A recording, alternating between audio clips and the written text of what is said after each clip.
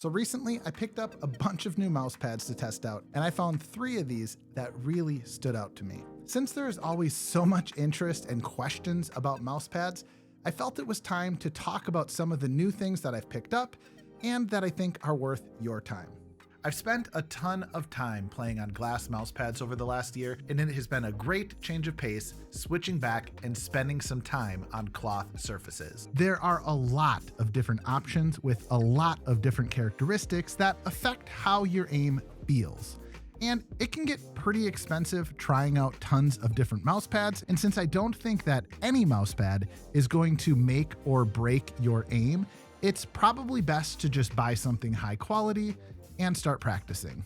So starting things off is one pad that I have been very keen to check out for a long time, the Artisan Zero. This pad has become kind of legendary in the mousepad scene and is often found on the desks of top aimers and competitors alike. I originally picked this up to compare it to my Saturn Pro, which for the better part of a year was my main mousepad. I always struggled a bit on the Saturn though, due to its slightly muddy feel when I was trying to track small targets at a distance. The Zero though doesn't seem to have the same issue for me, and I was much more comfortable when it came to large flicks and tracking situations. The surface on the Zero has a very small amount of texture, but it's not abrasive at all. I perform very similar on smooth and textured pads, but the feedback that you feel when on a pad with a bit of texture, in my opinion, helps to provide some physical and audible feedback about how far the mouse has moved. The static friction is quick enough that small micro adjustments don't feel muddy, and the dynamic friction is high enough that when performing large flicks or arm movements,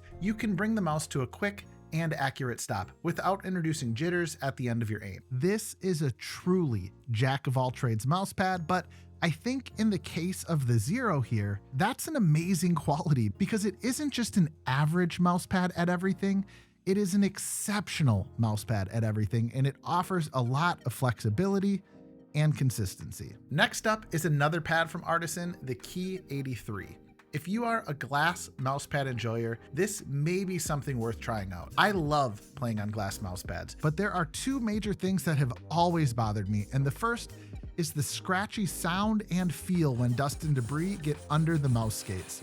The other is the necessity to be wearing a gaming sleeve to really game comfortably. I think the Key 83 here may solve all of those issues while providing an experience that's not completely dissimilar from glass. What makes this unique is the weave that is being used here, and it's a hexagonal pattern. This allows the Key 83 to be very consistent in both its vertical and horizontal movement. And while this is not as fast as playing on a glass pad, it provides a very similar experience in that my aim feels very free and open when playing on this, without the issues that I previously mentioned. The static and dynamic friction on this feel pretty low, and as you can see, compared to the Zero, it's quite a bit faster.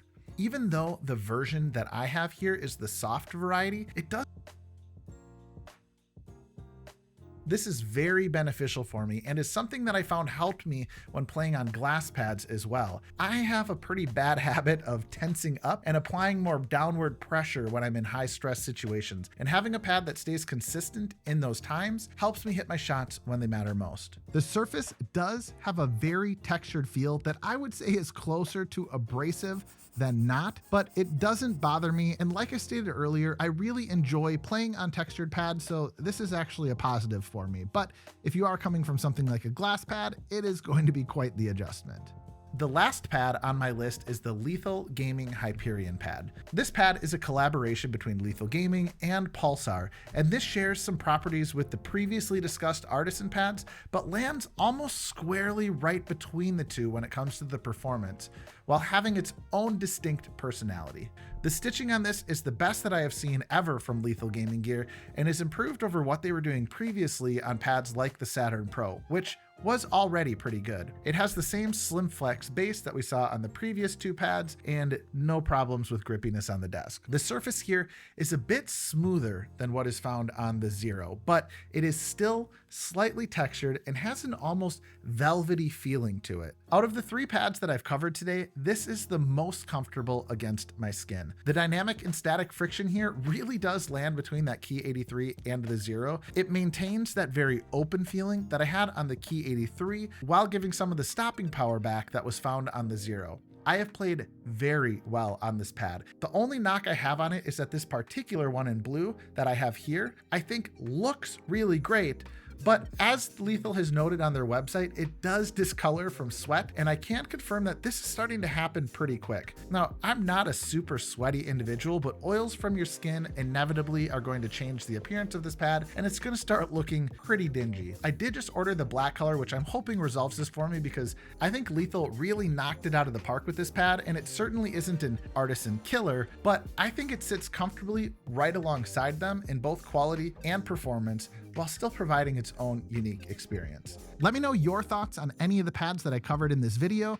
Have you tried them? What pad do you main? Let me know in the comments down below. Thanks so much for watching. My name is Robbie. This has been EverTech, and I'll see you in the next one. Bye now.